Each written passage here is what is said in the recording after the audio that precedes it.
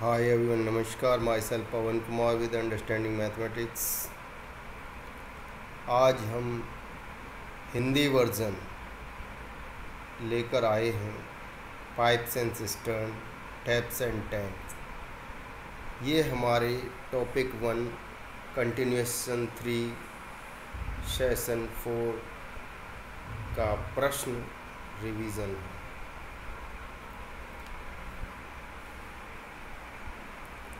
जैसा कि हम अपने पहले topic work and time, work and wages के शुरुआत में ही चर्चा कर चुके हैं, फिर भी एक बार कुछ चीज़ों को दोहरा लेते हैं इससे पहले कि हम प्रश्नों पर जाएं। जैसा कि हम कह चुके हैं कि वर्कर यानी कि काम करने वाला आदमी, पुरुष, महिला, बच्चे, लड़के ही नहीं बल्कि पाइप या टैप भी होते हैं। उसी प्रकार से अगर हम काम करने की बातें करें तो और भी चीज़ें होती हैं, लेकिन फ़िलहाल हमारा ताल्लुक़ पाइप्स और टैप्स से ही है, इसीलिए हम इसी के संदर्भ में बातें कर रहे हैं। तो यहाँ पर हम देखते हैं कि जब काम करने वाला है तो काम भी होगा, तो यहाँ पे जो काम होगा पाइप और टैप्स के संदर्भ में वो या तो सिस्टर्न होगा या टैंक होगा। मीन्स सिस्टर्न या टैंक की कैपेसिटी होगी। और टाइम की अगर हम बात करें तो टाइम जैसे वर्कर के संदर्भ में होता है वैसे ही पाइप्स एंड टैप के संदर्भ में होता है। वर्कर के संदर्भ में हम एफिशिएंसी कहा करते थे, लेकिन पाइप या टैप के संदर्भ में हम इसे फीड रेट या फ्लो रेट कहेंगे। लेकिन फिर भी अगर हम एफिशिएंसी भी कहें तो भी गलत नहीं होगा। तो हम ये पहले ही जान चुके हैं कि अगर हम एफिशिएंसी और टाइम का मल्टीप्लाई कर दें तो हमें टोटल वर्क यूनिट्स मिल जाते हैं, और वर्क को टाइम से डिवाइड कर दें तो एफिशिएंसी मिल जाती है, और वर्क को अगर एफिशिएंसी से विभाजित कर दें तो टाइम मिल जाता है। इस प्रकार ये चीज़ें मैं दोहराए देता हूँ, और साथ ही साथ ये भी बताए देता हूँ कि सिस्टर्न और टैंक का जहाँ तक संदर्भ है तो सिस्टर्न आमतौर पर अंडरग्राउंड टैंक्स के बारे में यूज होता है, जैसे कि लैट्रिन का सेप्टिक टैंक होता है, और भी रेन वाटर स्टोरेज के लिए सिस्टर्न होते हैं। और टैंक जो होता है वो on the ground tank storage के लिए होता है। तो पाइप और tap based on different diameters, अलग अलग डायामीटर के होते हैं, और पाइप्स और टैप्स में थोड़ा सा अंतर है कि pipe through and through access provide करता है, और टैप एक बॉल वाल्व होने की वजह से ओपन क्लोज पोजीशन में रेगुलेटेड फ्लो प्रोवाइड करता है। तो आइए आगे बढ़ते हैं और प्रश्नों को दोहराते हैं। उदाहरण 1, पाइप ए एक सिस्टर्न को 6 घंटे में भर सकता है और दूसरा पाइप बी उसी को 12 घंटे में भर सकता है। यदि पाइप ए और बी एक साथ खोले गए हैं तो कितने समय में सिस्टर्न भर जाएगा? इस सवाल को करने के लिए हम ये देखते हैं कि कैलकुलेशन करने की आवश्यकता नहीं है, क्योंकि हम अपने टॉपिक 1 की शुरुआत में ही अगर कंबाइंड वर्कर हैं तो X Y divided by X plus Y concept से आसानी से जवाब निकाल सकते हैं। ऐसे में 12×72 विभाजित 12×6 18, तो 72 विभाजित 18 आंसर 4 घंटे आ जाता है। फिर भी हमने टेबुलर फॉर्म में इसे समझाने की वजह से पूरा तरीके से दिखाया है। जैसा कि pipe A, pipe B, pipe A समय ले रहा है 6 घंटे, पाइप बी ले रहा है 12 घंटे। तो पाइप ए की एफिशिएंसी 1/6, पाइप बी की एफिशिएंसी 1/12। 6 और 12 का लघुत्तम समापवर्ती यानी कि एलसीएम 12 है। जब 12 है तो 6 को 12 बनाने के लिए 2 का गुणा नीचे करना होगा। जब नीचे करना होगा तो गुणा ऊपर भी करना होगा, जिससे कि रेशियो की बैलेंसिंग ना बिगड़े। इस प्रकार हम देखते हैं कि जो 1/6 था वो 2/12 हो गया और 1/12 1/12 ही रहा। क्योंकि एलसीएम में दोनों जगह 12 होने से टोटल वर्क यूनिट्स 12 हो गया। तो बस आसानी से एफिशिएंसी यानी कि फीड रेट हमको मिल गया। 12 विभाजित 6 2A पाइप की आ गई और 12 विभाजित 12 बराबर 1B पाइप की एफिशिएंसी यानी कि फीड रेट या फ्लो रेट आ गया। तो दोनों पाइप A प्लस B की कंबाइंड एफिशिएंसी 2+1 यानी कि 3 यूनिट पर आवर आ गई। इस प्रकार 12 विभाजित 3 बराबर 4 घंटे के समय में दोनों पाइप ए और बी सिस्टर्न को भर देंगे। आइए अगला उदाहरण देखते हैं।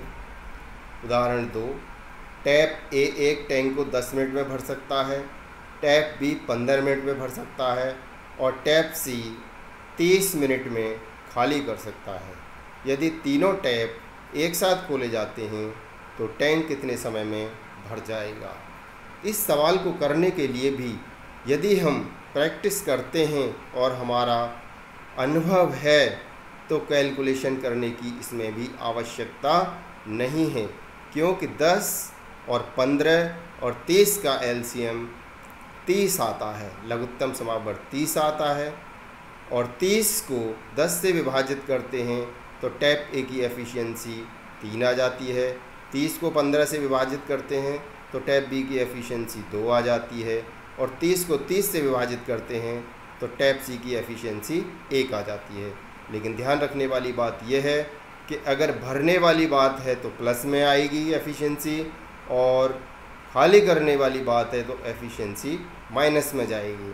इस प्रकार हमने देखा कि प्लस का 3, प्लस का 2, माइनस का 1, तो तीनों की कंबाइंड एफिशिएंसी अगर हम तीनों को जोड़ेंगे तो 3 + 2 5, 5 - 1 यानी कि 4 आएगी और टोटल वर्क यूनिट्स 30 है ही, तो 30 विभाजित 4 बराबर 7.5 मिनट में तीनों टैप मिलकर टैंक को भर देंगे। फिर भी हमने इस सवाल को टेबुलर फॉर्म में बड़े ही अच्छे तरीके से दिखाया है। टैप ए 10 मिनट में भर रहा है तो इसकी एफिशिएंसी 1/10 हो गई। बी 15 मिनट में भर रहा है तो इसकी एफिशिएंसी 1/15 हो गई। सी 30 मिनट में खाली कर रहा है तो इसकी एफिशिएंसी माइनस में जाएगी 1/30। 10, 15, 30 का एलसीएम 30 ही आएगा और टोटल वर्क यूनिट्स 30 आ जाएंगे। इस प्रकार ए की एफिशिएंसी +3, बी की +2 और सी की -1। जब ए प्लस बी प्लस सी की कंबाइंड एफिशिएंसी निकालेंगे तो 3, 2, 5 -1 4 कंबाइंड एफिशिएंसी आ जाएगी। टोटल वर्क यूनिट्स 30 है ही, 30 विभाजित 4 यानी कि 7.5 मिनट में तीनों टैप मिलकर टैंक को भर देंगे। आइए अगला उदाहरण देखते हैं।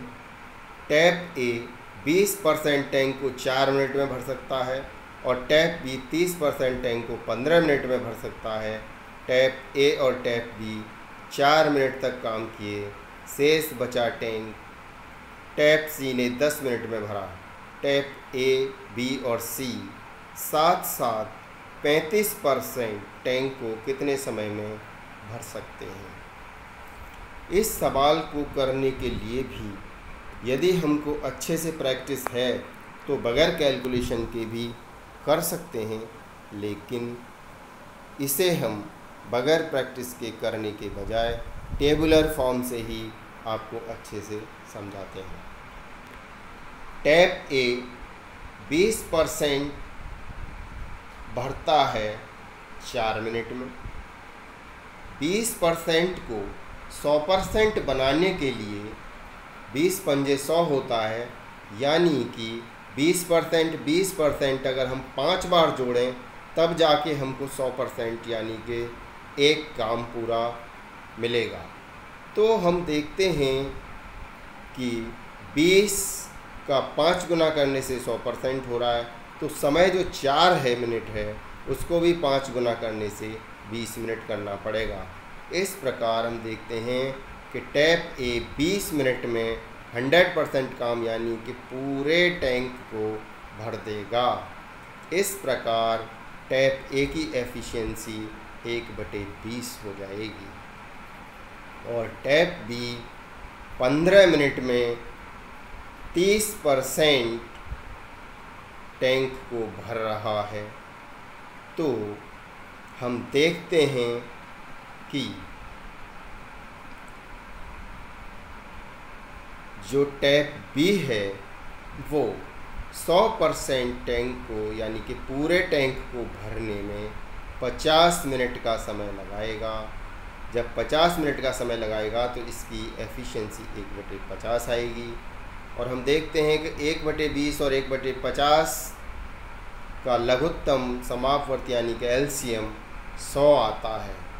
जब 100 आता है तो 100 लघुत्तम समापवर्ती यानी कि एलसीएम ही टोटल वर्क यूनिट्स हो जा रहा है।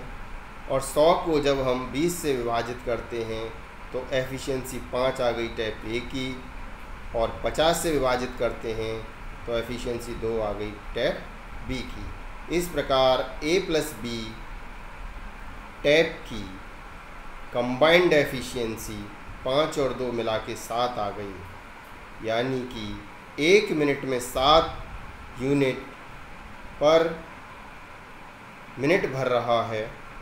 तो 4 मिनट में 28% यानी कि 28% टैंक भरा जाएगा। जब हम देखते हैं कि 28% टैंक भर ही गया है तो बचेगा टैंक 100 - 28 = 72%। 100% में से 28% घटा देंगे तो 72% बचा हुआ टैंक रह जाएगा, जिसे टैप सी 10 मिनट में भर रहा है। और 10 मिनट में भर रहा है तो 1 मिनट में कितना भरेगा? 7.2। इस प्रकार हम देखते हैं कि टैप सी की एफिशिएंसी यानी कि feed rate 7.2 unit per minute आ गई। और इस प्रकार हम देखते हैं कि तीनों tap A plus B plus C की कंबाइंड एफिशिएंसी 5 + 2 7, 7 + 7.2 मिलाकर आ जाती है 14.2। तो हमने देखा कि 14.2 एफिशिएंसी की दर से पूरे 100% टैंक को भरने में 7 मिनट लग जाते हैं। तो ए प्लस बी और सी यानी कि तीनों टैप को 35% टैंक को भरने में 2.25 मिनट का समय लग जाएगा। हमने यहाँ पर दर्शाया है कि लेस टाइम लेस वर्क, यानी कि कम समय में कम काम होगा, and more time more work, और ज़्यादा समय में ज़्यादा काम होगा। इसी सवाल को हमने आगे और भी अच्छे से समझाने की कोशिश की है, आइए वो भी देखते हैं। 20% वर्क 4 मिनट में तो 100% वर्क 20 मिनट में, 30% वर्क 15 मिनट में तो 10% वर्क 5 मिनट में। इस प्रकार 100% वर्क 50 मिनट में। Use factorization for ease of calculation, आसान गणना के लिए गुणनखंड का प्रयोग करें।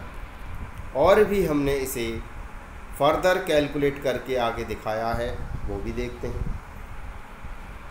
Work time, work 20% 4 minute, 20% 4 minute, इस प्रकार 5 बार करने से मिलाकर 100% हुआ और 4 को 5 बार जोड़ने से 20 मिनट हुआ। इस प्रकार हमने देखा कि 100% जो टैंक भरने का काम था वो 20 मिनट में हुआ और जो 15 मिनट में 30% काम हो रहा था वो 5 मिनट में 10% हुआ।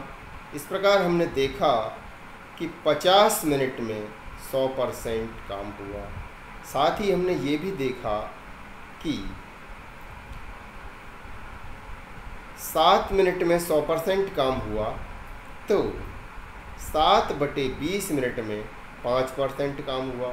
इस प्रकार हमने देखा कि 5% गुणा 7 बराबर होते हैं 35%।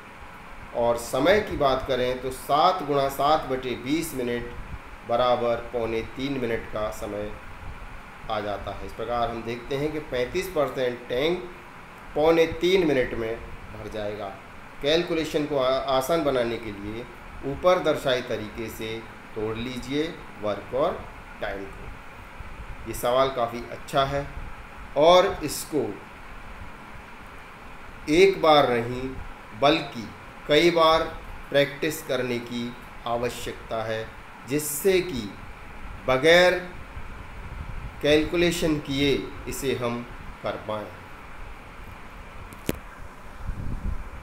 आइए अगला उदाहरण लेते हैं। उदाहरण 5, 2 पाइप X और Y साथ साथ एक सिस्टर्न को 12 घंटे में भर सकते हैं। यदि पाइप Y अकेला सिस्टर्न को 20 घंटे में भर सकता है तो पाइप X उसी सिस्टर्न को कितने समय में भर सकता है। हम देखते हैं कि ये सवाल बगैर कैलकुलेशन के बड़ी आसानी से हो सकता है, क्योंकि ये सवाल कंबाइंड एफिशिएंसी के डिफरेंस पर आधारित है। 2 पाइप X और Y साथ साथ 12 घंटे में भर सकते हैं। यदि पाइप Y अकेला सिस्टर्न को 20 घंटे में भर सकता है तो पाइप X उसी सिस्टर्न को कितने समय में भर सकता है। तो यहाँ पर हम फॉर्मूला लगा देंगे XY विभाजित Y माइनस X, यानी कि XY 2 पाइप हो गए और XY का मल्टीप्लिकेशन विभाजित उनका अंतर। तो 12 दूनी 24 गुणा 10 यानी 240 विभाजित 20 माइनस 12 8, 240 विभाजित 8 बराबर 30 घंटे में सिस्टर्न भर सकता है X। आइए इसको टेबुलर फॉर्म में बड़े अच्छे से किया है वो देखते हैं। X एंड Y पाइप 12 घंटे में सिस्टर्न को भरता है तो इसकी एफिशिएंसी 1/12 हो गई। Y पाइप अकेला 20 घंटे में भरता है तो इसकी एफिशिएंसी 1/20 हो गई। 12 और 20 का एलसीएम निकालें तो ये 60 आ जाता है। जब 60 आ जाता है तो 60 को 12 से विभाजित करने पर 5 फीड रेट आ जाता है X एंड Y का, और 20 से विभाजित करते हैं 60 को तो 3 यूनिट फीड रेट आ जाता है Y पाइप का। इस प्रकार हम देखते हैं कि X पाइप की एफिशिएंसी 5 - 3 = 2 यूनिट पर आवर आ जाती है। तो हम देखते हैं कि पाइप X पूरे सिस्टर्न को 60 बटे इसकी एफिशिएंसी 2 से विभाजित करने पर 30 घंटे में भर देगा। बड़ा आसान सवाल है, लेकिन प्रैक्टिस नहीं की तो अटक जाते हैं। इसको करने के लिए प्रैक्टिस की आवश्यकता है। आइए अगला उदाहरण 6 लेते हैं। पाइप एल एक सिस्टर्न को 20 घंटे में भर सकता है और पाइप एम 30 घंटे में। शुरुआत में दोनों पाइप साथ साथ खोले गए, लेकिन जब आधा सिस्टर्न भर गया तो पाइप एल बंद कर दिया गया और बचा सिस्टर्न पाइप एम से भरा गया। पाइप एल कितने घंटे काम किया? इस सवाल को भी हम बगैर कैलकुलेशन से कर सकते हैं, क्योंकि हम देख रहे हैं कि ये सवाल एक पाइप अलग अलग भरने का समय पता चल रहा है और साथ ही साथ ये भी पता चल रहा है कि शुरुआत में दोनों पाइप साथ साथ खोले गए, और साथ ही साथ ये भी पता चल रहा है कि जब आधा सिस्टर्न भर गया तब पाइप एल बंद कर दिया गया। तो हम यहाँ पे देख सकते हैं कि 20 और 30 का एलसीएम 60 आ जाता है।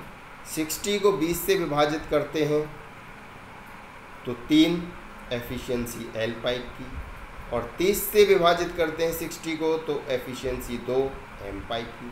तो एल प्लस एम पाइप की एफिशिएंसी 3 + 2 5। हमको एफिशिएंसी पता चल गया एल प्लस एम पाइप का, और सिस्टर्न की आधी कैपेसिटी हो गई टोटल कैपेसिटी विभाजित 2, यानी कि 60/2 = 30 यूनिट। तो हमको अब यहाँ पर काम भी पता चल गया, फीड रेट भी पता चल गया।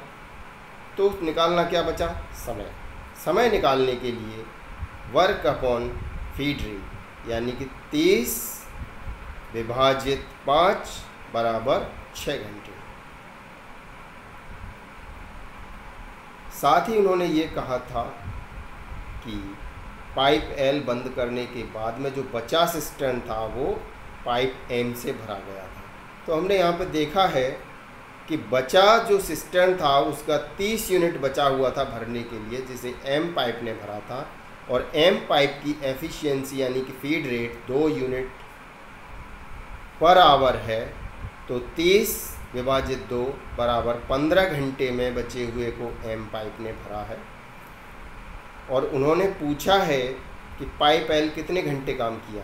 तो यहाँ पर हम क्लियरली देख पा रहे हैं कि एल और एम दोनों पाइप ने 6-6 घंटे काम किया है, क्योंकि 6 × 18 और 6 × 2 = 12, 18-12 मिलाकर 30 यूनिट का काम हुआ है। तो ये क्लियर है कि पाइप एल 6 घंटे काम किया है। अगला उदाहरण 7 लेते हैं। पाइप आर एक सिस्टर्न को 15 घंटे में भर सकता है और पाइप एस 45 घंटे में खाली कर सकता है। यदि दोनों पाइप साथ साथ खोले जाते हैं तो कितने समय में सिस्टर्न भरा जाएगा? इस सवाल को करने के लिए भी हमको कैलकुलेशन करने की आवश्यकता नहीं है, क्योंकि हम क्लियरली देख पा रहे हैं एक पाइप भर रहा है, एक पाइप खाली कर रहा है। इसका मतलब क्या हो रहा है कि ये कंबाइंड एफिशिएंसी किस में जा रही है? डिफरेंस में जा रही है। डिफरेंस में जा रही है तो हम देखते हैं कि यहाँ पे फॉर्मूला xy/y-x लगाने से आसानी से उत्तर मिल जाएगा। 15 × 45 डिवाइडेड बाई 45 - 15, सो 15 × 45 विभाजित 30। 15 30 को 2 टाइम डिवाइड करेगा और 45 / 2 22.5 आवर्स समय में सिस्टर्न भरा जाएगा। आइए देख लेते हैं। पाइप आर 15 घंटे में सिस्टर्न को भरता है, तो इसकी एफिशिएंसी यानी कि फीड रेट 1/15 हो गया, और पाइप एस 45 घंटे में खाली करता है, तो इसका जो एफिशिएंसी है वो 1/45 हो गया। 15 और 45 का एलसीएम यानी कि लघुत्तम समापन जब हम लेते हैं तो 45 आता है, और 45 को 15 से विभाजित करते हैं तो आर पाइप की एफिशिएंसी पॉजिटिव यानी कि +3 यूनिट पर आवर आ जाती है, और पाइप एस की एफिशिएंसी 45 डिवाइडेड बाई 45, लेकिन यहाँ पे माइनस साइन है क्योंकि खाली कर रहा है, तो इसकी एफिशिएंसी -1 यूनिट पर आवर आएगी। इस प्रकार पाइप आर और एस की कंबाइंड एफिशिएंसी 3 प्लस ब्रैकेट में आपको -1 लिखना है, जब आप उसे खोलेंगे तो 3 - 1 हो जाएगा और इस प्रकार +2 कंबाइंड एफिशिएंसी आएगी। कंबाइंड वर्क 45 यूनिट है, तो 45 विभाजित 2 बराबर 22.5 घंटे में सिस्टर्न भरा जाएगा। आइए अगला उदाहरण 8 लेते हैं।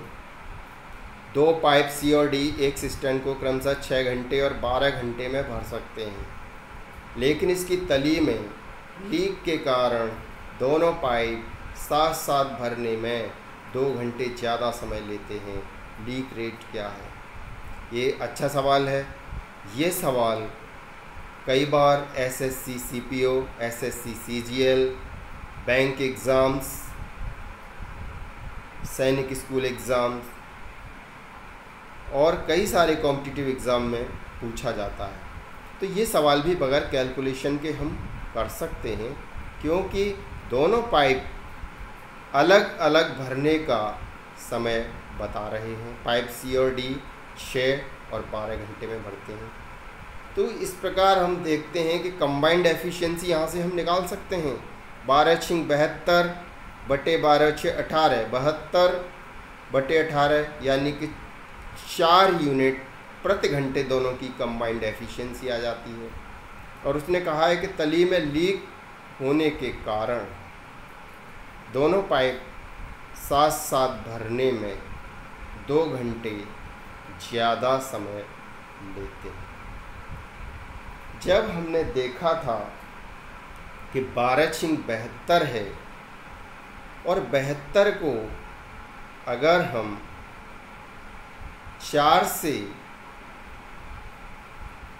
विभाजित कर दें तो 18 घंटे का जो समय है वो निकल कर आ जाता है। और इस प्रकार से अगर आप इस सवाल को आगे करते जाएंगे तो कैलकुलेशन काफ़ी हद तक कम करते चले जाएंगे। चलिए ज़्यादा उलझते नहीं हैं, हम टेबुलर फॉर्म में इसको किए हैं, उसी से ही समझ लेते हैं। पाइप सी 6 घंटे में, इस प्रकार इसकी एफिशिएंसी 1/6। पाइप डी 12 घंटे में, इस प्रकार इसकी एफिशिएंसी 1/12। सी प्लस डी को देखने से पहले हमें 1/6 और 1/12 का एलसीएम लेना होगा। 6 और 12 का एलसीएम यानी कि लघुत्तम समापवर्त 12 आता है। 12 को 6 से विभाजित करते हैं तो 2 यूनिट पर आवर एफिशिएंसी आती है सी पाइप की, और 12 को 12 से विभाजित करने पर पाइप डी की एफिशिएंसी आ जाती है 1 यूनिट पर आवर। इस प्रकार हम देखते हैं कि पाइप सी और डी की कंबाइंड एफिशिएंसी 2 + 1 यानी कि 3 यूनिट पर आवर आ जाती है। और 3 यूनिट पर आवर आने से हमको टोटल वर्क यूनिट्स पता है। टोटल वर्क यूनिट्स हैं 12, so 12 divided by 3 = 4 hours is the time taken by C plus D. तो उन्होंने कहा है कि जब लीक है तली में तो उस तली के कारण जो समय सी और डी ले रहे हैं उससे 2 घंटे ज़्यादा, यानी कि 4 और 2 6 घंटे लेगा। अब 6 घंटे लेगा, टोटल काम तो 12 यूनिट है, समय 6 घंटे ले रहा है, तो सी प्लस डी यानी कि पाइप सी, डी और लीक तीनों की संयुक्त फीड रेट कितनी आ जाएगी? +2 आ जाएगी। +2 आ जाने से सी और डी की +3 थी, तो यहाँ पे C plus D plus leak minus दोनों पाइप की एफिशिएंसी को माइनस करेंगे तो 2 - 3 = -1 unit per hour feed rate आएगा लीक का।